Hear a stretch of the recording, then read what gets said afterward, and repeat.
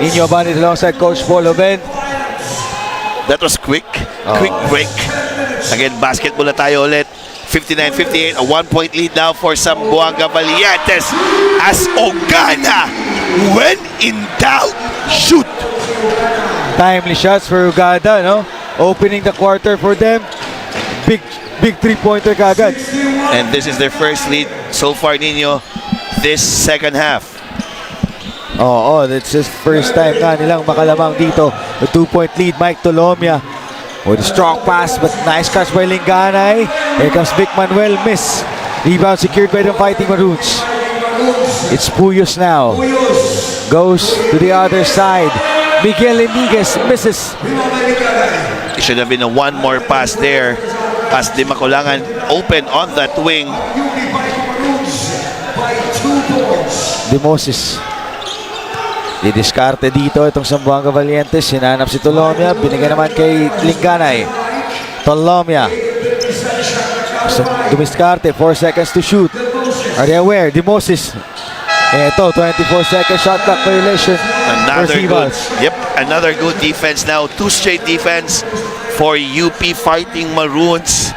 For sure, that is the reminder of Coach Goldwyn Monteverde that we want to play in the finals bukas. And it's not all about the money, Nino. It's always been playing, trying to play on excellence. The rebound goes to the hands of Puyos. Hinanap talaga si Ugana with a fake. Di Maculangan fires. Misses. And that is a foul on RB That's a bad Puyos. shot there for Di Maculangan. It should have been a ball swing. One more plus paint touches. Mahaba pa yung shot clock na Mahirap kasi pag paint touches to one more, mahirap yan, makakabalik yung depensa. It should have been paint touches to one more, to another, paint touches, and a one more. Wow, nice inside, Coach Paul. 61-59. Manuel wants it. That's a steal for UP again.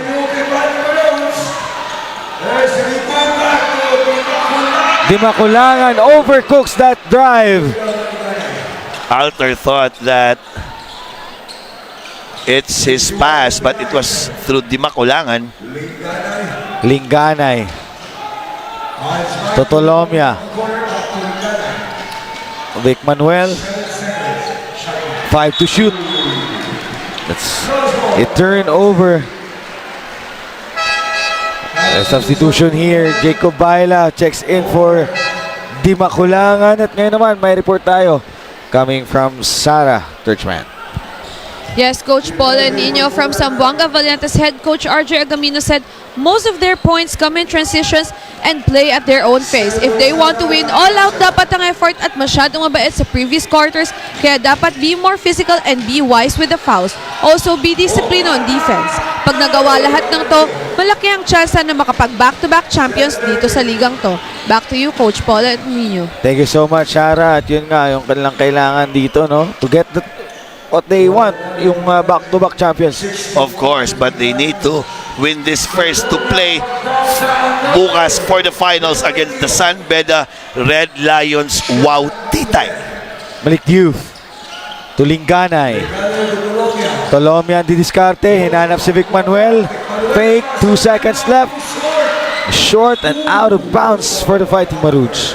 The shots of Zamboanga Valientes are still there pero hindi lang talaga pumapasok. They're really moving the ball from side to side.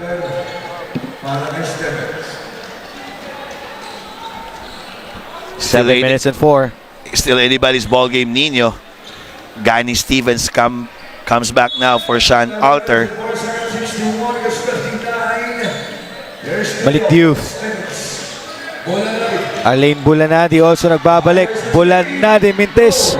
Rebound. Nandito kay Iniguez. Let's see what will Mogat do so far, Nino, or ginagawa na. Almost all shots are from the outside. Noy Rimogat, high arc shot. Mintes. And out of bounds for Gani Stevens. I think it's time for VJ Play to come back in now for the Fighting Maroons. Just to add post threat for Coach Goldwyn Monteverde. 61-59. Malik Diouf. Back to Cadiz. 15 to shoot. Cadiz extra step. What a layup to tie the game. Good attack there for Cadiz. Good substitution for Coach RJ Argamino for the Valientes. Napagod na rin itong si Idol Rudy Linganay kanina. Noy Remogat. Didiskarte for UP. Out of bounds for Noy Remogat. What a steal. And the defense, yung topik sa likod nitong si Denver Cadiz. Cadiz now giving new energy for the Fighting Maroons. Parang rinig tayo ni Coach Goldwyn Monteverde. This is their starting five, coach, for the Escolar ng Bayan. Remogat, itong si Baila, Ogana, and Gani Stevens, and also VJ Pre. Corner. They go for that drive, bounce, nope, secured by VJ Pre. Baila. VJ Pre open, rattles out, rebound Bulanadi. Still a good shot there for VJ Pre, even though he's very fresh from the bench. Pwede pa sigurong i-move the ball. And may ball action naman kayo kay Remogat doon. Pass Oh, inside, good rim Malik run. Diouf. Cadiz now doing wonders for Valientes. Lead change, Coach Paul, 63-61. Ogana, Pre. That's a foul inside the paint against Gani Stevens. Medyo na late yung tag doon at help defense nitong si Bulanadi at saka si Tolomia. 2 free throws now for Gani Stevens, who earlier missed 2 free throws. Coach Gold Monteverde with the words with Jacob Baila. First free throw for Gani Stevens. This is now crunch time for both teams. Tie game again. 63 apiece. Crucial free throw there for Gani Stevens. 2 out of 2. Still a 1-2-2 zone shown here for the Fighting Maroons. Bulanadi. Goes to Vic Manuel. Shot clock at 8. Now to go inside. Malik Diouf. 65-63. I think Valientes already solved that zone. Baka kailangan na bumalik sa man-to-man for the Fighting Maroons. Ogana fires. Short. And a rebound by Mike Tolomia. Bulanadi didiskarte. Now, they give this one to Raton de Coco. Bulanadi, Tolomia, Vic Manuel, deflected. That is a foul against Gani Stevens. Oh, sayang. Good defense shown there for VJ Pre.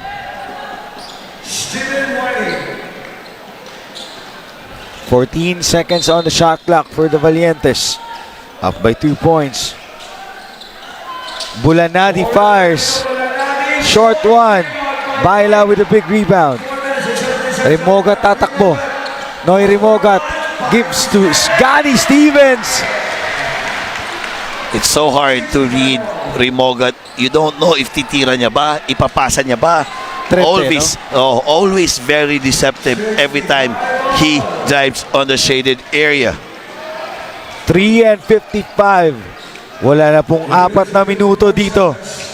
What's at stake? Kung sino yung makakalaban ng San Beda sa finals bukas. Ogana. That's a foul from behind.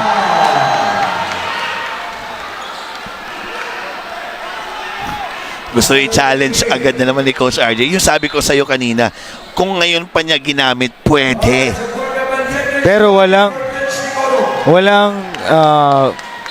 coach's challenge sa foul. Hindi, naubos din na rin. naubos yun na rin. That's a warning for improper bench decorum for the Zamboanga Valientes.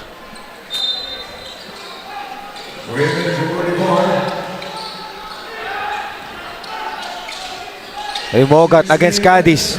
One-on-one. The screen. Rimogat, big three. Rebound. Gani Stevens.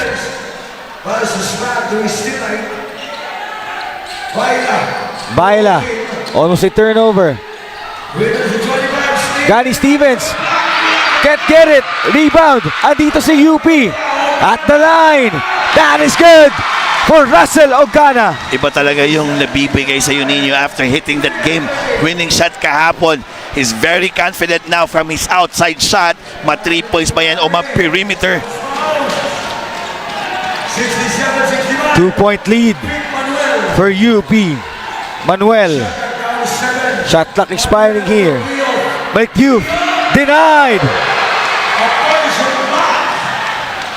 Diouf asking for a foul. Good block there for VJ Pre. 2-1-45, Coach Paul. Exactly. Mano y mano. One-on-one again. Here comes the screen by VJ Pre. Noy Rimogat. Gustong ipagpag. Rimogat again with a clutch shot. What a shot there for Ray Rimogat. Clearly, he wants that ball. He wants that mano y mano. As Ray Rimogat getting that perimeter shot as they extend the lead to 4 points.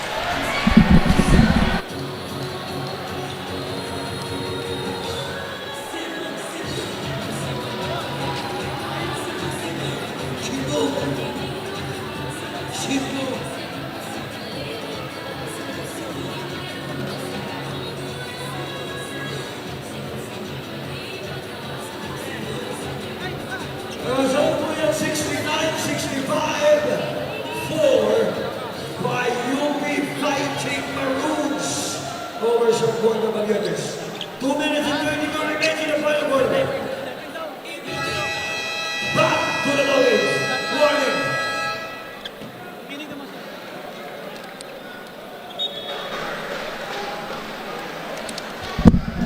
69-65.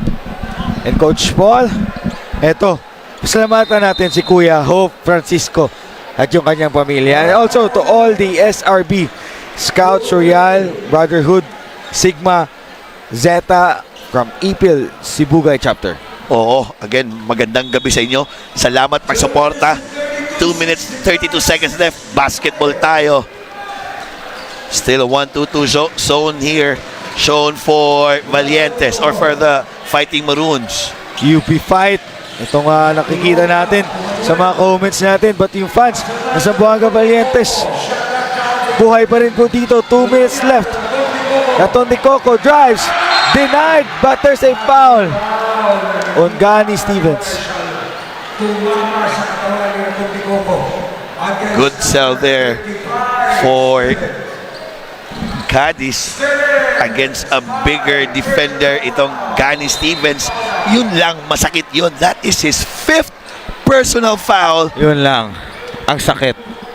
Ang maganda doon, you could never go wrong with Sean Alter, who's subbing off for Gani Stevens. You know, different Set of skills, set different. of skills, style of play, but you know, Denver Cadiz at the line right now. Pressure cooker time. Shooter na shooter din. Itong si Denver Cadiz. Parang si John Carlos Katipay lang ng BPI Cebu branch, you know? Oo, Happy watching, Idol. Idol. Maraming salamat. Mabuhay ka hanggat gusto mo. Denver Cadiz, no pressure at all sa kanyang muka. Pero nagmintes, but Malik Diouf. That reach, that size of Malik. Manuel fires. That's a good shot there for Vic Manuel. Another miss for Vic Manuel. 1-2-2. Also shown here for Valientes. Man zone sila. Baila. To the other side, BJ Pre. Miss shot. Oh, good save by Cadiz. Here comes Tolomia. 1-35. Down by 3 points. Ito Zamboanga Valientes. Baila. Tolomia to the corner. Bulanadi goes with the drive. That is a miss shot. 1-15. Very important possession now for the Fighting Maroons, Nino. I want mano y mano against Rimogat and Cadiz. 2-man game. Rimogat against Cadiz. Here comes the screen of Alters. Rimogat. BJ Pre hesitates. Fires for 3. Big shot for BJ Pre. 1, 2, 3. Tatawid itong Zamboanga Valientes. Under a minute. Nagkaroon tayo ng problema sa shot clock dito. Di yun na-reset. Biglang nag-buzzer and there was no timeout call there for Zamboanga Valientes, as their coach are calling now that it should be counted. Yung shot clock kasi yung nawala ng coach no? Tingnan natin on this replay para makita yung nating official time at yung shot clock.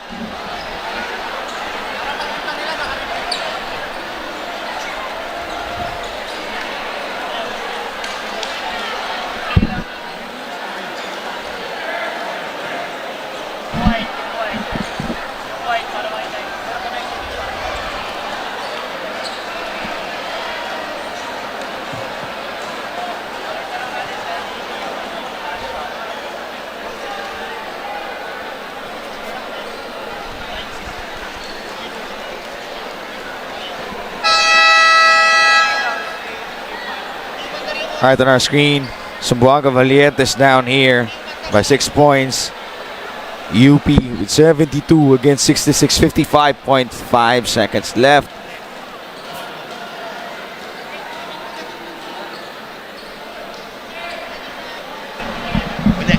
We'll have a review here sa ating oras. Babalik ba tayo? Replay lang ng replay. Tama yun, replay slowly. Replay again slowly lang. Tinitignan natin yung time. Huwag pa ba? Kanina, tapos slow mo natin.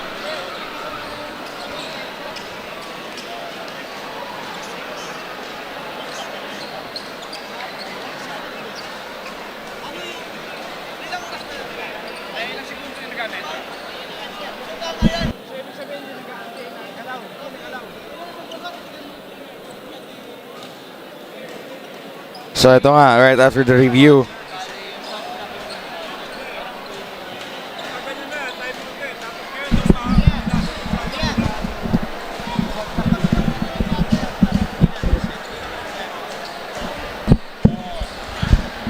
Based on our replay, tumakbo naman yung time eh.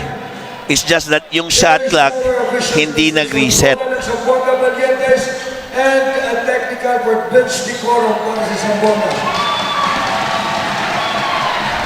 So that one will be a technical for Zamboanga Valientes.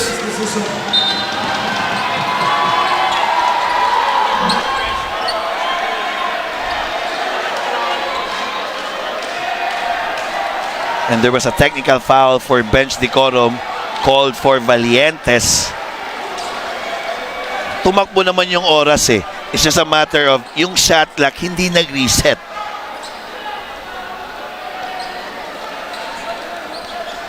So parang sinabi ng table, tumawag daw yung team Valientes ng timeout pero ni-reject na lang nila, nag-balls on play na. Pero yung shot clock, tumakbo pa rin. Kaya nga nag-buzzer, nag-zero eh. Pero yung game clock, tumakbo naman. So ito nga. Alright, mga Generals.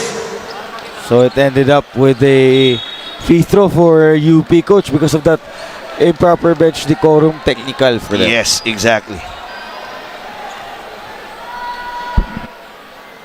At the line, Noy Rimogat extends the lead to 7. Zamboanga Valdez, no position.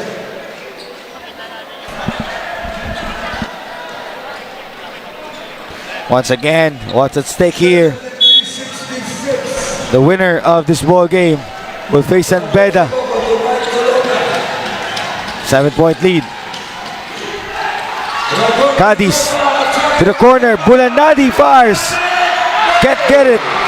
Wala pa rin eh. Bulanadi, he has open shot, but it's a matter of connection, Nino. So far, Bulanadi is around 0 out of 6 from the 3-point line. Rimogat will use the screen of Alters. Wow! Rimogat pinagpag si Cadiz. Extra feed to Alters. And that is good. And I think that's it. That's the nail to the coffin. That's what I told you about earlier, Nino. You could never go wrong against Sean Alter. Nawala itong Gani Stevens, pero itong Sean Alter nandito para magtrabaho para sa UP Fighting Maroons. 28.4 time remaining for the fourth. We'll be right back.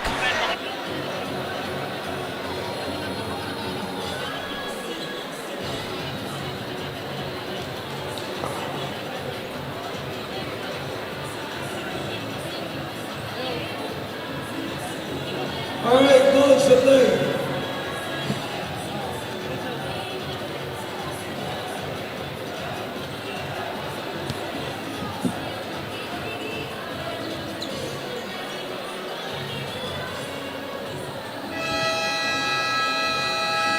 Good morning.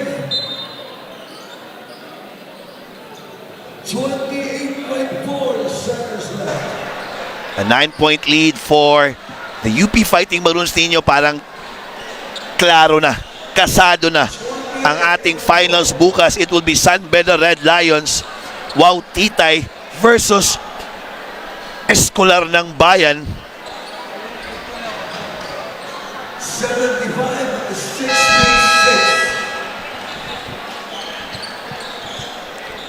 75-66.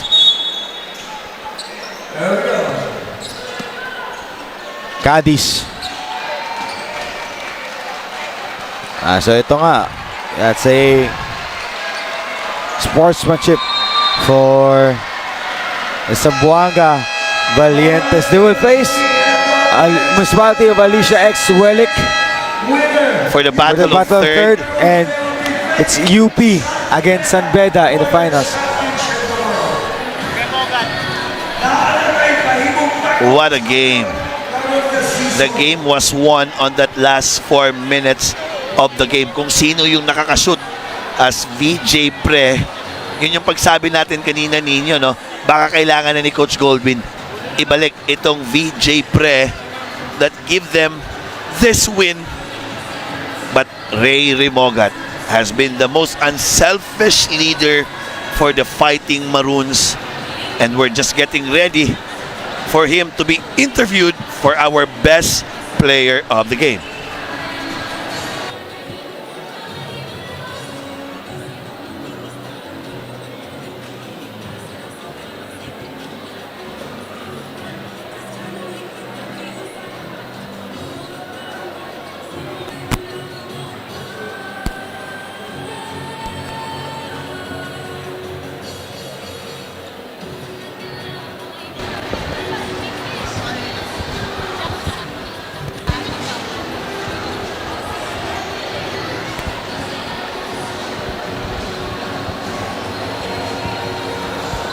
Patuloy pa din ang winning momentum ng UP. Kaya naman kasama ko ngayon ang ating best player of the game na si Noy Rimogat. Now Noy, first of all, congratulations for being the best player of the game, and of course, congratulations for your engagement. Engage ka na pala, Noy. So, matanong ko lang, kanina nung halftime huddle nyo, sabi nila coach, be mindful of your actions. you're only responding to it. So you need to dictate it as well. Yun ba yung naging turning point nyo para mas pag-igihan pa this second half? Kaya naging ganito, kainit yung labanan.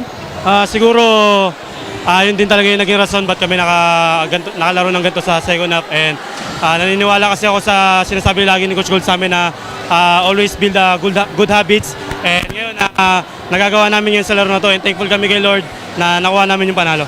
Napakaganda, Noy. So bukas, ano kayo sa finals? Ano kaya ang makikitang version namin?